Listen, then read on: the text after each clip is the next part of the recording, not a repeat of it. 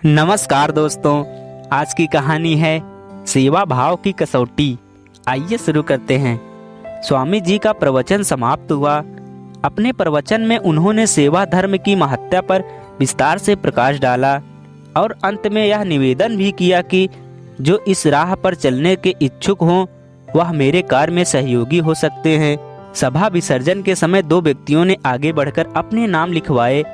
स्वामी जी ने उसी समय दूसरे दिन आने का आदेश दिया। सभा का विसर्जन हो गया। लोग इधर उधर बिखर गए। दूसरे दिन सड़क के किनारे एक महिला खड़ी थी। पास में घास का भारी ढेर किसी राहगीर की प्रतीक्षा कर रही थी कि कोई आए और उसका बोझ उठवा दे। एक आदमी आया। महिला ने अनुनय विनय की, पर उसने अपेक्षा की दृष्टि से देखा और बोला, अभी मेरे पास समय नहीं है, मैं बहुत महत्वपूर्ण कार्य को संपन्न करने जा रहा हूँ। इतना कहकर वह आगे बढ़ गया। थोड़ी ही दूर पर एक बैलगाड़ी दलदल में फंसी खड़ी थी। गाड़ीवान बैलों पर डंडे बरसा रहा था, पर बैल एक कदम भी आगे नहीं बढ़ पा रहे थे। यदि पीछे से कोई गाड़ी के पहिए को धक्का देकर आगे बढ़ा दे तो बैल उसे खींचकर दलदल से बाहर निकाल सकते थे। गाड़ीवान ने कहा, भैया आज तो मैं मुसीबत में फंस गया हूँ, मेरी थोड़ी सहायता कर दो। राहगीर बोला, मैं इससे भी बड़ी सेवा करने स्वामी जी के पास जा रहा हूँ, फिर बिना इस कीचड़ में घुसे धक्का देना भी संभव नहीं, अतः अपने कपड़े कौन खराब करे। इतना कहकर वह आगे बढ़ गया और आगे चलने पर उसे एक नेत्रहीन वृद्धा मिली, जो अपनी लकड़ी सड़क पर खटखट कर दयनीय स्वर से कह रही थी, कोई है क्या जो मुझे सड़क के बाईं ओर वाली उस झोपड़ी तक पहुँचा दे। भगवान तुम्हारा भला करेगा, बड़ा एहसान होगा।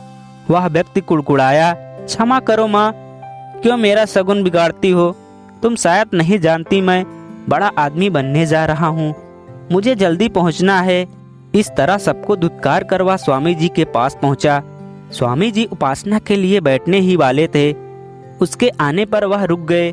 उन्होंने पूछा, क्या तुम वही व्यक्ति हो जिसने कल की सभा में मेरे निवेदन पर समाज सेवा का व्रत लिया था और महान बनने की इच्छा व्यक्त की थी। जी हाँ, बड़ी अच्छी बात है, आप समय पर आ गए। जरा देर बैठिए, मुझे एक अन्य व्यक्ति की भी प्रतीक्षा है। तुम्हारे साथ एक और नाम लिखाया गया है। जिस व्यक्ति को समय का मूल्य नहीं मालूम वह अपने जीवन में क्या कर सकता है, उस व्यक्ति ने हंसते हुए कहा। स्वामी जी उसके व्यंग को समझ गए थे, फिर भी वह थोड़ी देर और प्रतीक्षा करना चाहते थे। इतने में ही दूसरा व्यक्ति भी आ गया। उसके कपड़े कीचड़ में सने हुए थे, सांस फूल रही थी। आते ही प्रणाम कर स्वामी जी से बोला, कृपा कर क्षमा करें, मुझे आने में देर हो गई। मैं घर से तो समय पर निकला था, पर रास्ते में एक बोझा उठाने में, एक गाड़ीवान की गाड़ी कीचड़ से बाहर निकालने में तथा एक नेत्रहीन वृद्धा को उसकी झोपड़ी तक पहुंचाने में कुछ समय लग गया और पूर्व निर्धारित समय पर आपकी सेवा में उपस्थित न हो सका। स्वामी जी ने मुस्कुराते हुए प्रथम आगंतुक से कहा, दोनों की राह एक ही थी, पर तुम्हें सेवा के जो अवसर मिले उनकी अवहेलना कर यहाँ चले आए।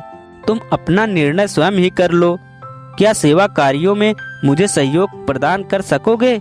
जिस व्यक्ति ने सेवा के अवसरों को खो दिया हो वह भला क्या उत्तर देता। धन्यवाद।